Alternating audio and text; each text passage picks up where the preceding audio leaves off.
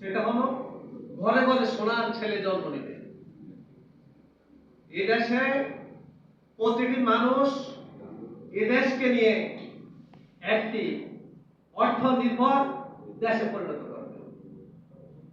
সেই স্বপ্ন থেকে আজকে আমরা অনেক দূরে সরে গিয়ে আমরা হারিকেন কফি দিয়ে সোনার মানুষ খুঁজতে হয়, এটি আমাদের বুঝতে হবে। তার মধ্যে সোনার বাংলা পার্টির সম্মানিত সভাপতি সাহেব, আমাদের বন্ধু হারুন ভাই একজন সোনার মানুষ ভাই খুঁজে দিয়ে বাইর করেছেন, তার জন্য আমি তাকে ধন্যবাদ জানাচ্ছি। আবুল কাশেম ফজলুল হক এমন একজন ব্যক্তিত্ব, যিনি ছাত্র জীবনে ছাত্র রাজনীতি করেছেন, ছাত্র রাজনীতি থেকে উনি অধ্যাপনা করেছেন, অধ্যাপনা থেকে তিনি একজন বুদ্ধিজীবী হিসাবে আজকে বাংলাদেশের স্থান পেয়েছেন। উনার সম্বন্ধে, উনার জ্ঞান গরিমা সম্বন্ধে, উনার ত্যাগ তিতিক্ষা সম্বন্ধে আমাদের এই ক্ষুদ্র মন মানসিকতা জ্ঞান দিয়ে পরিমাপ করে আমরা তার সমালোচনার যুক্ত নেই।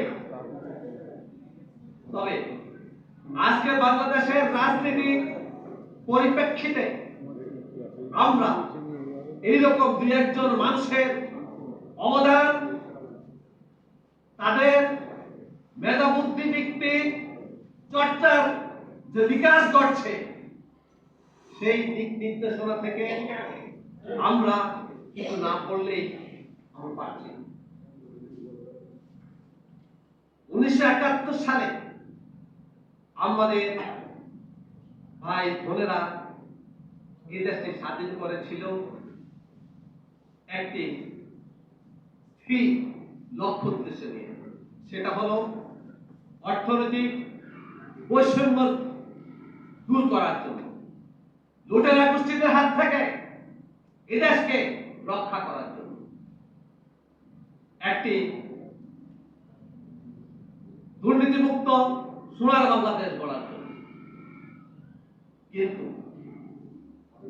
আমরা শিক্ষালয়গুলোতে শিক্ষার হার গুনতে গিয়ে শিক্ষার মান হারিয়ে ফেলছি। আমরা অর্থকে চাঙ্গা করতে গিয়ে সঠিক অর্থের ব্যবহার না করে আমরা চাঁদাবাজি, লুটপাট, কমিশন বাণিজ্য করে 53 বছরে এই দেশটাকে একটা লুটেরা বাহিনীতে পরিণত করে দেশের টাকা বিদেশে পাচার করে আজকে আমার গরিব ভাই বোন হাড্ডিসার হয়ে গিয়েছে। তাদের আজকে পুষ্টিহীনতা ভুগছে, তাদের আজকে কর্মসংস্থান নেই। তারা আজকে